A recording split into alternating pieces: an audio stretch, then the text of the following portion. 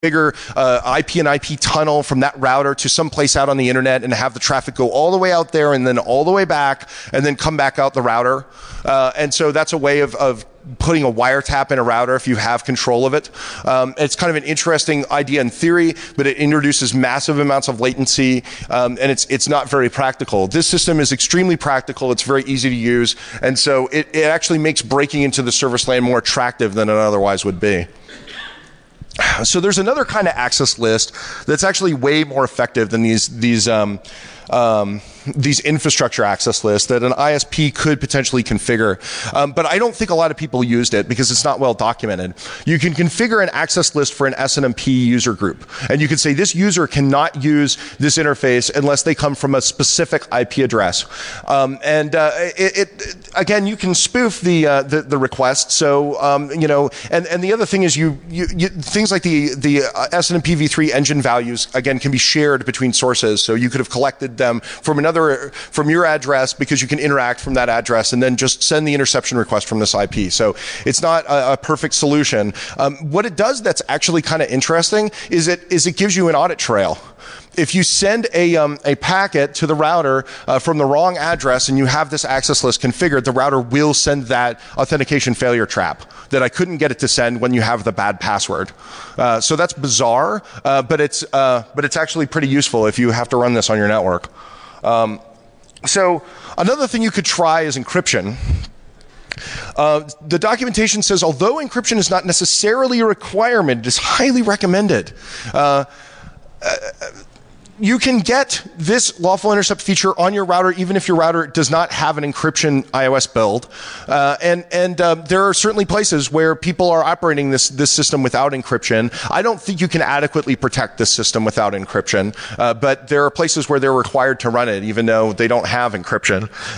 There are two kinds of encryption you could run if you were going to run it. One of them is SNMP v3 encryption, and that's a pretty decent idea. It doesn't solve all of your security problems, but it makes things harder for an attacker. You can also implement an IPsec tunnel, and that's what people are usually doing for this. That's what the RFCs recommend. But an IPsec tunnel doesn't solve all your problems either. So an IPsec tunnel exists at a different layer than SNMP v3, and it says all of the traffic between these two addresses will be encrypted. So you have a tunnel between the mediation device and the IP edge router. Well, let's say I'm launching my attack. I launch my attack from this other machine that's not the mediation device, and so the router's not expecting that attack to be encrypted, and so it accepts it in the clear. And I'm sending my output to another destination address that is not the mediation device, and so that destination address is not inside the IPsec tunnel, and so the router's going to send it to me in the clear. And so your encrypted tunnel doesn't really prevent me from accessing this without authorization. The only way to really lock this down is to couple that IPsec tunnel with the user group access control list that I mentioned before. So how practical is this attack? Again, what I think service providers are doing, they're using the SNMP v3 infrastructure IP access control list. Some service providers were vulnerable to that CVE. Some might still be. There are certainly service providers that are not using encryption.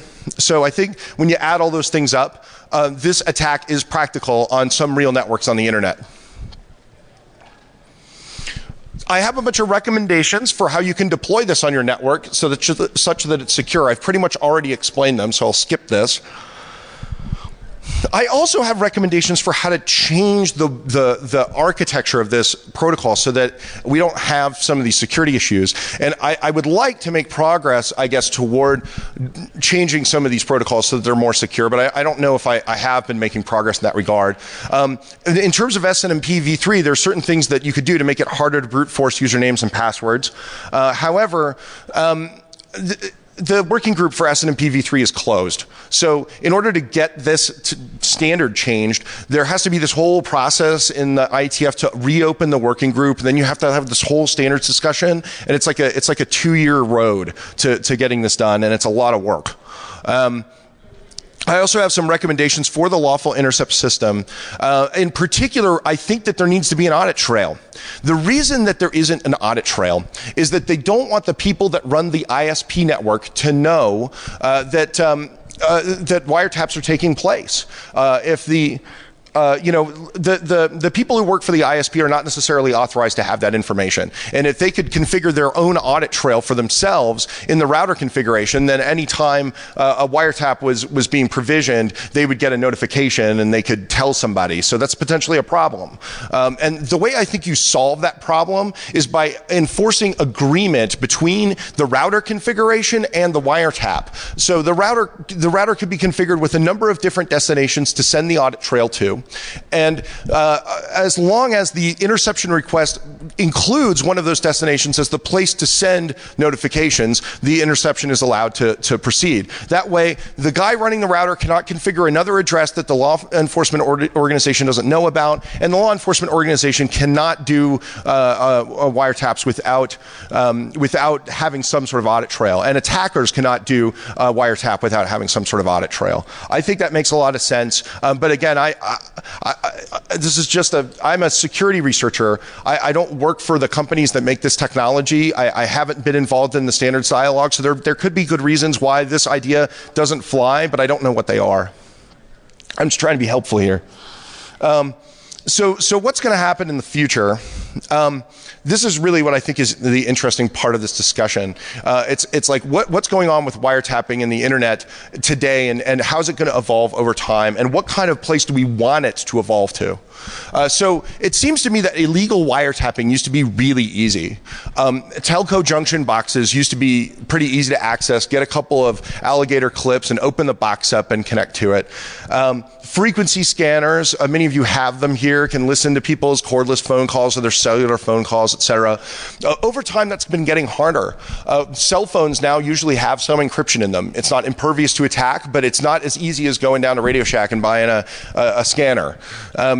It's getting more difficult to actually listen to people's phone calls at the junction box because it's not just a voice call that's going across copper anymore. You've got voice over IP that's going over ADSL. You've got this whole protocol stack, and you have to have equipment that can parse that protocol stack in order to get back to the voice call. I think that's actually something that's going to get easier. So there's this thing that's changed over time where originally it was really easy to listen to voice calls at the junction box, and it's gotten more complicated as we've gotten more protocols, more digital telephony. And now it's expensive. You have to go out and buy this protocol analyzer that costs a lot of money if you want to perform that kind of... Did you say 5 minutes? Oh, I thought I had an hour. All right. So what's going to happen in the future is GNU radio and software-defined radio will make it easier to have a protocol analyzer without having to spend tens of thousands of dollars. And so as a consequence, it might be easier to do that in the future than it is today. I also think we may never see perfect end-to-end encryption on the internet. That's something that a lot of people believed a few years back, but I don't think it's necessarily going to happen. People don't tend to want to deal with public keys. People in this room might, but people in general don't.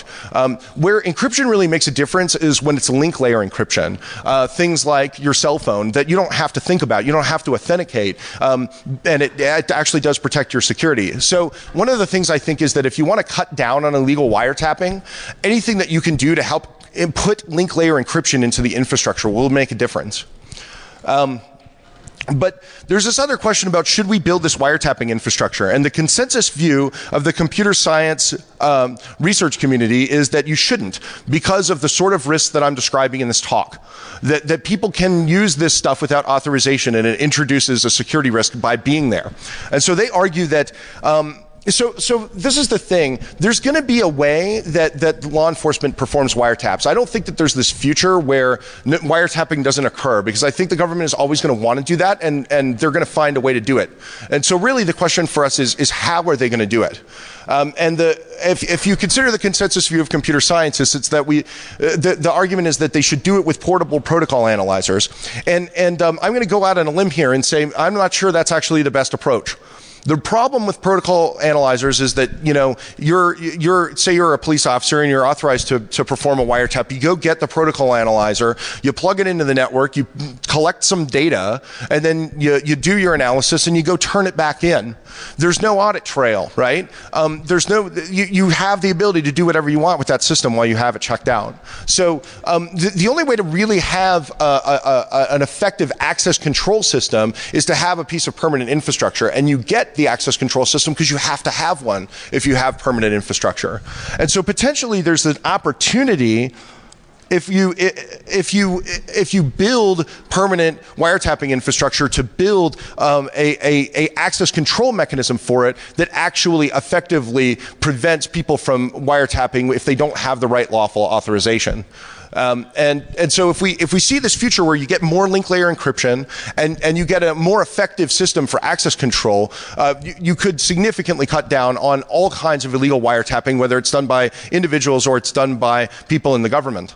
But this access control system has to work effectively, and I think that there's a concern that what we've got right now is the worst of both worlds. We have a vulnerable system, and we also have vulnerable networks. So I have two more points I want to make. The first is that peer review is important. It's a good thing that Cisco published this architecture in the IESG, that we have the opportunity to read it, that we can understand how it works, and that we can question its security properties. There's a bunch of other lawful intercept technology that's being made by a number of different vendors that's deployed all over the world, and almost none of it has been subjected to this kind of peer review. So, you know, what we do in the security scene is, in this conference is we go find vulnerabilities in things, and when you do that kind of analysis, it's amazing what you find. Barnaby Jack tomorrow is going to jackpot a couple ATMs on stage. You know, you figure guys who make ATMs are probably pretty serious about their computer security, but somebody went and did an analysis and it turns out there are vulnerabilities. In order to have a really secure infrastructure, we have to do that kind of analysis with everything that we're putting into play. And so that sort of analysis is necessary for these systems too. And hopefully other people will go on and do further projects like this. So what can you do to prevent illegal wiretapping?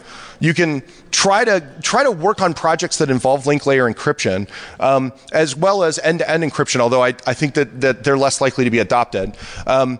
You can help peer review intercept systems that are out on the internet. There's a bunch of technology out there that hasn't been looked at. And you can also insist that your ISP and your government, if they're requiring lawful intercept to be built into your network, that technology is secure and that it's open to peer review, and so that you can understand how it was architected and implemented. So that's my talk. Thank you very much.